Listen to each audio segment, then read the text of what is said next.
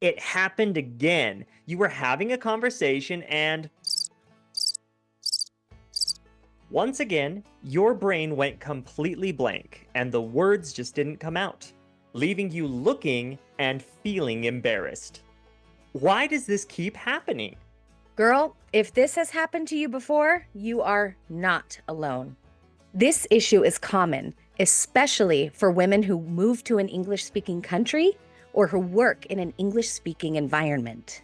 By the end of this video, you will have 5 strategies to know exactly why it's happening, what to do when it happens, and how to prevent it from happening again.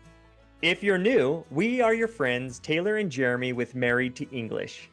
We are the founders and creators of the Resourceful English Method, and our new approach has already helped several women achieve their career goals and become powerful communicators.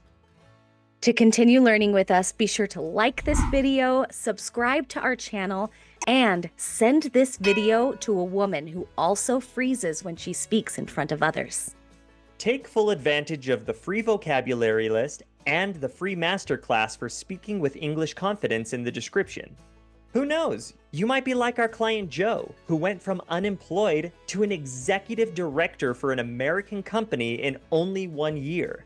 Your success can be reached faster with the Resourceful English Method program for ESL women. Counting down from strategy number 5, identify the internal problem. Before we give any tips, it is so important that we identify why this keeps happening to you. While it's easy to just say, my English is bad, that usually isn't the deeper issue. Most of our clients have found that it actually comes from a fear of ridicule or punishment for making mistakes when they were younger. Think back to when you were a little girl in school. Did your teacher scold you for every little mistake you made? 9 times out of 10, anxiety is the most common cause of this mental block. In some cases, it's the fear of failure or not living up to expectations. These fears create an invisible wall between us and our goal, which is to have a conversation that moves us forward. Pay attention to your mental state when you have these conversations. If you are not in a good mental state and you force yourself to study, how does this help you? Pushing yourself too far will only lead to burning out altogether. If you find that you are frequently struggling to communicate, go back to your basic needs. 7 to 9 hours of sleep, a healthy diet, and at least 1 breathing exercise per day. These things could be the difference between landing that promotion at work or having to start over and find a new job. Think of your brain as a filing cabinet. You were taught all of the vocabulary and grammar rules, but once you get nervous, suddenly that filing cabinet is disorganized and you can't seem to find the right words to say. That's what's happening in your brain when you get stuck. Notice when you're feeling confident that filing cabinet is nice and organized. Next up is strategy number 4, STHD. Okay, we found the deeper issue, but what do we do when our mind goes blank during the conversation? And trust me, I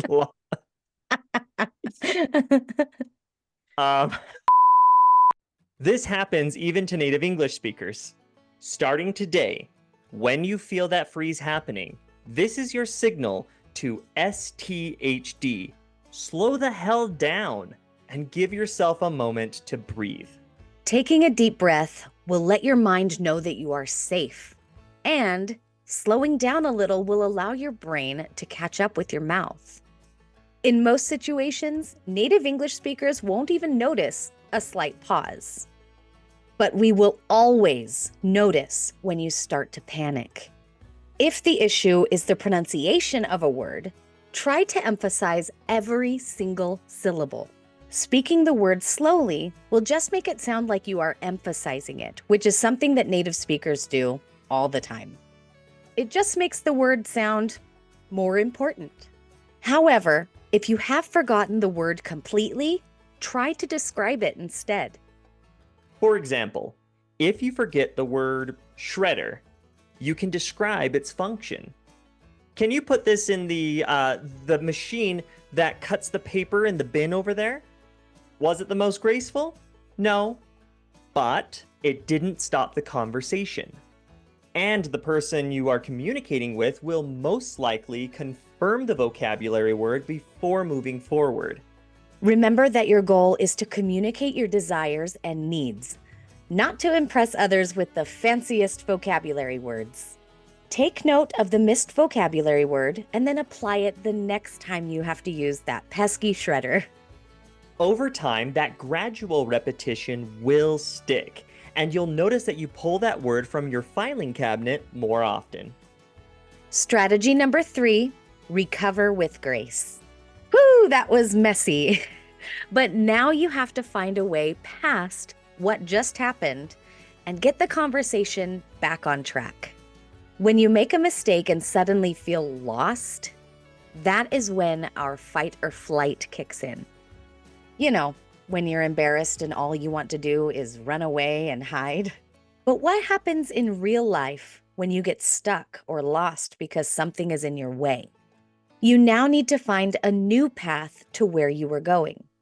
This is true for your conversations as well. Did you know that most people don't care when you make a mistake?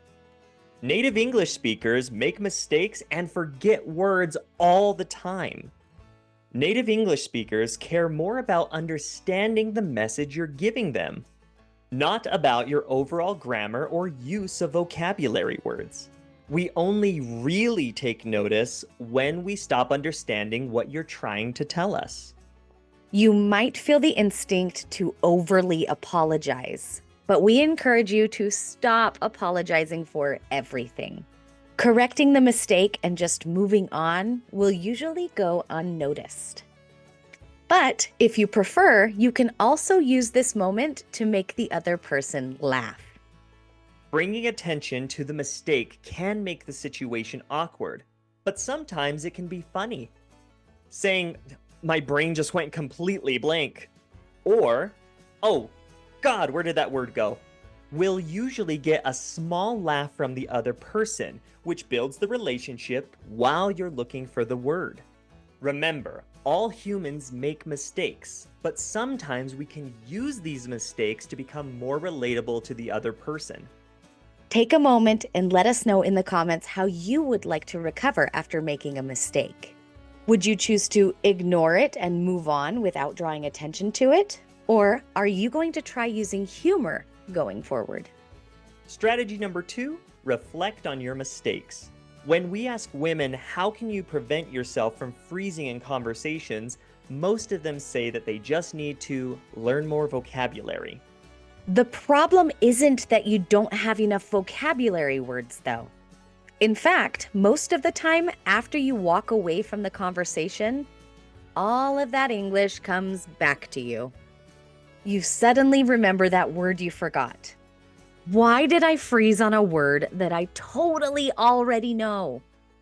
This all comes back to your confidence. You weren't feeling confident, so that dang filing cabinet full of vocabulary words got disorganized again. Did you forget half your line there? Yes, that's why I paused and emphasized it.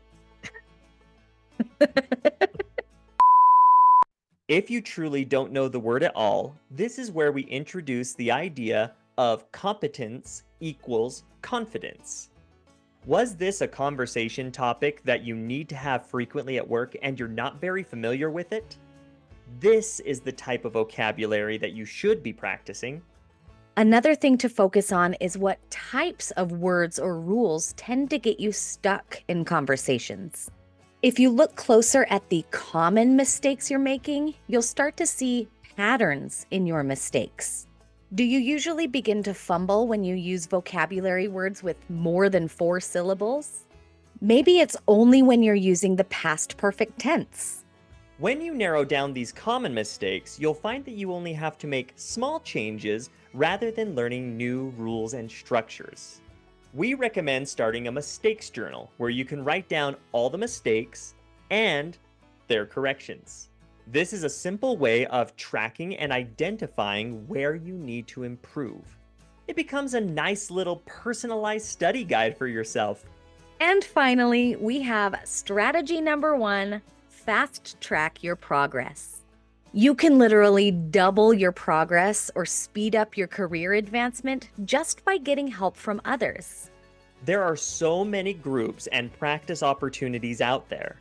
But if you want to see a true transformation in your English communication skills, you should consider investing in a coach and a community that is right for you and your needs. Find a group of people who you like, but more importantly, who have the same struggles as you. A big mistake that learners make is joining a ton of random groups filled with thousands of strangers learning at different levels. I'm sorry, but if you have a woman who is an advanced speaker and a woman who is an A1 level beginner together in one group, only one of them will see actual results. That's just the truth. This causes confusion in learning, untrustworthy environments, and multiple confusing answers to simple questions. If you invest in the right coach and community, you will be guided by someone who knows you. And you will be supported by other women who are reaching for the same outcome.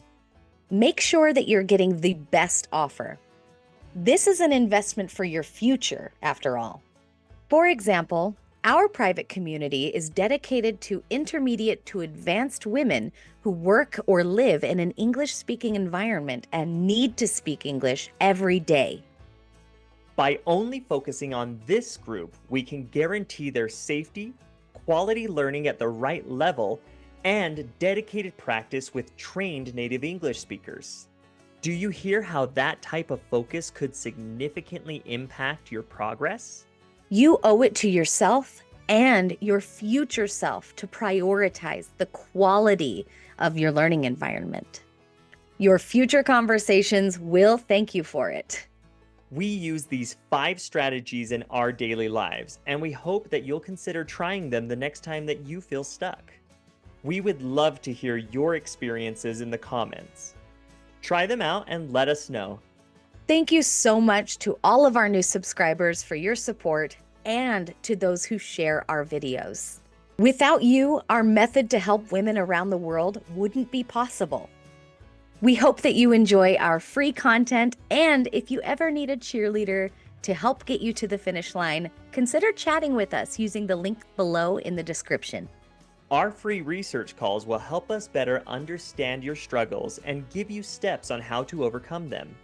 If you have any more questions, we encourage you to watch this next video, which is packed with strategies that will help you become an unstoppable communicator. We'll see you in the comments, ladies. Bye. Bye.